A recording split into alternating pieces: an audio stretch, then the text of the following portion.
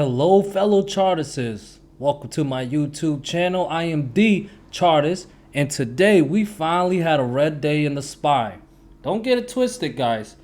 We had some red candles here and some red candles here, but those were both up days, okay? This one it closed at 468.5. This one closed at 468.3. Finally had a red day right here. Okay, guys? Now, if you go to my Discord members are talking right now. You go to my Discord. Here, I had a support here at 468, and then that was a minor support. And if that failed, we had another support at 465.5-ish. Okay? Ish. Right? Sometimes it's hard to pinpoint the exact time. But today's low, it didn't actually hit 465.5. It actually went down as low as 465.8. Okay? So even still, we lost the support. We still should have had a decent amount of profit if you took profit, that is, okay? Because when you went in the bull market and you decide to bet to the downside, you got to be quick with taking your profits, okay? Now, I told you guys yesterday, you can watch the inside day candle, all right? This was the inside day candle. As soon as it broke around, what's this, 466.3, okay? It's not much of a move, okay? It broke down and went as low as 465.9.8. So that's about a $1 move. Now, depending on how much capital you use, if you bought like a put, you would have made some type of profit. Not much, okay? But seeing where the SPY closed, it closed just a little bit above the 5-day moving average, okay? What I like to see is a bounce from it, or it closed a little higher, but it's just closing a few cents above the 5-day moving average, which tells me we could have a little more downside, okay? So if you bought puts and you didn't take profit like you should have, it's still a little bit of hope for you, okay? We're still going to see what tomorrow has in store for us. Okay, guys? So looking at the VIX, let's take a look at the VIX. I didn't cover the VIX yesterday for some reason. So on the 8th, we had the VIX closing above the breakdown level, okay? But one close above the breakdown level, it's not enough. Today, look where it's at. The VIX came, it opened around 17.4. It came back and tested the breakdown level. It bounced from there. It went as high as 18.5 today. Okay, and with 8 minutes left, it looked like the VIX will close above the the breakdown level. Okay, so basically what I'm saying is the VIX is looking bullish. Okay, so a bullish VIX is what? A bearish SPY. Okay, now that's a nice bodied candle right there. There was a little buying pressure towards the end of the day, which usually happen. Like around the last 15 minutes of the day, there's some buying pressure. But, it's still looking bullish, a little bearish to me, okay? Now, of course, I had support at 468. That was a minor support. So what I would like to see is SPY get back above 468. All right, now technically speaking, we are trading above all the moving averages, which means this is still a bullish market. But keep in mind that we had a seasonality. Find it for you. Where are you? Here it is. Okay, seasonality. We are around here right now. Okay, we didn't fully break down yet, but we are around this area. We're starting to drift away from the top. The top was 470, remember?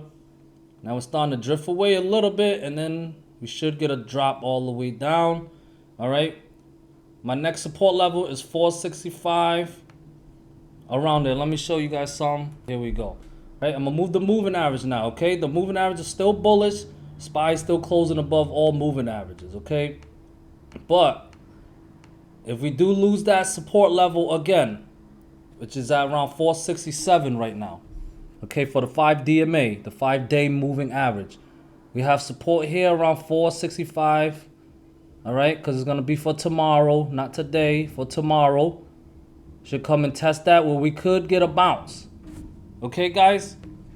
if we continue to trade below. So if you see SPY trading below 467, that's where I should expect a bounce. If we lose that bounce, we could come as low as down here to this next support level around 457 to the 460 area, depending on what day it decides to touch it, okay? Now, I also want you guys to keep in mind that the seasonality is based on the last 20 years on average. On average. Okay, so take that with a grain of salt. Just because it say this is gonna happen don't mean it will. But on average, there's a high possibility that it will. Keep in mind that the seasonality has been working all year. There's a chance that it could stop working, but so far it's been working all year, and because it's still working, I'm going to continue to use it, all right? All right, so despite the SPY closing above all moving averages still, the VIX is looking like it's building a lot of bullish momentum, okay? So the VIX is snitching on the SPY right now. It's literally saying, listen, SPY, you trying to trick us, but the VIX look like it still has more upside, okay? So we do have this resistance level at 1844, 19.24, and of course up here at 2098 and 2488. All right, so as of right now, the VIX is looking bullish. What we need to see, if you're a bull, is if the VIX drops below 1722 again. It comes right back down to come test the 1620 support level. All right, but if you're a bear, you don't want the VIX to drop back down. You don't want it to drop below 17.22, okay, guys? So that's what I got for the SPY right now. You are seeing some selling pressure, some people taking profits, even though it's closing still above all moving average. Seasonality is saying this is a time for weakness. Will it happen? It's not guaranteed. Now, if you use my inside day candle trade setup, you should have made some profit, you know. But if you're trying to swing it, you're just gonna have to wait and see what happens tomorrow, okay? If you swing it, you want to see SPY drop back below 467.29. All right, it's below that right now in the aftermarket, but I don't really care about aftermarket because during trading hours, that's when the most trading happens, is higher volume. Aftermarket, pre-market is low volume, so I don't put too much weight in that. But it's up to you guys. Everyone have their own opinions on that, okay? So, yeah, the inside day candle worked again, unless you didn't take profit, all right? Because I did say 465.5-ish on my Discord, but you know, you guys aren't on my Discord. But for the people on my Discord, I hope you guys took profit. If you didn't, we'll see what happens. The VIX is still looking bullish, okay? Which means SPY could have more downside for tomorrow. So we'll see what happens, okay? It's starting to go down right now in the aftermarket. Let's see if it'll carry over till the next day. Okay? Now moving on to triple Q. Triple Q. Now the inside day candle trade setup definitely worked very well for the triple Q. Alright? I said yesterday if triple Q loses that 397, which was the low of the mother candle, I want you guys to bet to the downside. Alright? And it went as low as 393.9. Okay, so from 397 to 393.9, that's a nice move. All right, hopefully you guys took profit. If you didn't, well, look at where the triple Q closed. It closed below the 5-day moving average. So we lost a support. So now that 5-day moving average is going to act as resistance. If triple Q recaptures it, that's very bullish. Bet to the upside. Buy the recapture. Go long on the recapture or whatever you guys choose to do. If it fails, if we go test the 5-day moving average, which is at 396.6 right now, and we get rejected there and triple Q continues to stay below it, then that's a big sign that we're going to see more downside for the triple Q, okay? All right, guys, so keep it that simple. Let the price action guide you. If we lose a support level, that support level now becomes resistant. That's where you want to short it from. Okay, sell the bounce, basically. But if we get recaptured, put your feelings to the side, put your opinions to the side, and buy the recapture. Okay, guys? And if we do get the recapture and get back above the 5-day moving average, that will put my 404 price target in play. Okay, guys? So between the SPY, still looking bearish. All right, not bearish, but it's not looking that bullish right now. Okay, got seasonal weakness coming up. SPY barely closed above the 5-day moving average. All right, but tomorrow's gonna tell us more stuff. It's gonna give us a better picture, especially with the VIX looking bullish as it's looking. Okay, all right. So that's what I got for the SPY and the QQQ. Moving on to ARKK. ARKK also had an inside day moving candle, daily candle, excuse me. Inside day candle trade setup.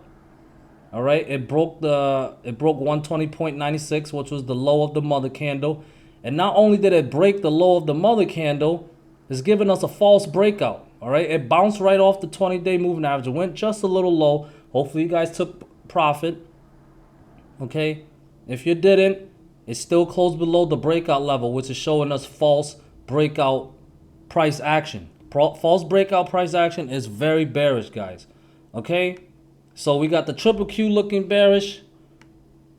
You know, the SPY is looking okay, but the VIX is looking bullish. So it's making me think the SPY is bearish. ARKK is looking bearish. Okay, but what's not looking bearish? Bitcoin. All right, take a look at Bitcoin. Got the breakout. Bitcoin's a little overextended. Went up too fast in a short period of time. You see that big green body candle. That's the market makers moving it, guys. Not us retail traders. We don't got the liquidity or the teamwork to move the market like this. Okay, they have the liquidity to do it. That big candle, that's market makers, and it went it's a little extended, much higher than the upper Bollinger Band. Even today, it had a little choppy day. 2 hours left, 2 hours 44 minutes left. But despite this choppy price action, it's still above the upper Bollinger Band. Okay, so we need the Bitcoin to cool off a bit. Okay, will it pull back? Maybe down to the 64K level, maybe a little lower down to 62K. Above 62K, I'm very bullish, and it keeps 71K in play. All right, but in a correction, it doesn't have to go down or doesn't have to pull back. Sometimes it can just correct through time, which means it goes sideways. Okay, guys, so that's what I got for Bitcoin. Now go back to SPY real quick. Don't panic. If you guys bought a put and you're still holding the put for some reason, you should have took profit when it dropped below 466. Okay, but if you didn't, all right, definitely watch what SPY wants to do with this 5-day moving average tomorrow. Okay, if SPY closes above it, you might want to cut your loss, change your sentiment to the upside. Don't fall in love with your opinion. We're just trying to make money, right? So sometimes you got to switch it up, change your sentiment. 1 minute you're bearish, but if the price action says bullish, you got to cut your loss and switch over to bullish so you can make that money or break even at the very least. Okay, but if SPY continues to stay below the 5-day moving average, okay, which I think it will, and come down to test this 465 support level right here, okay, then you should make some good money on your puts. Okay, now if you're wondering where those lines are from, it's from here. Started over here for May 19th. Got a test here, test here, test here. All right, that's this one. For this one up here, it started here, right here on June. Got a test here, test here. This is where it broke down. This is where it tried to retest. Didn't break out, but it broke back out over here. And it went to test our next resistant level right here, okay? So we'll see what the SPY wants to do, okay? So I hope this was able to help. Hope you guys made some money. Hopefully you guys learned about the inside day candle, how to trade it. You can add that to your arsenals of trading tactics. All right? But yeah, we'll see what happens tomorrow, okay? You guys have a good night, good luck, and I'll see you soon.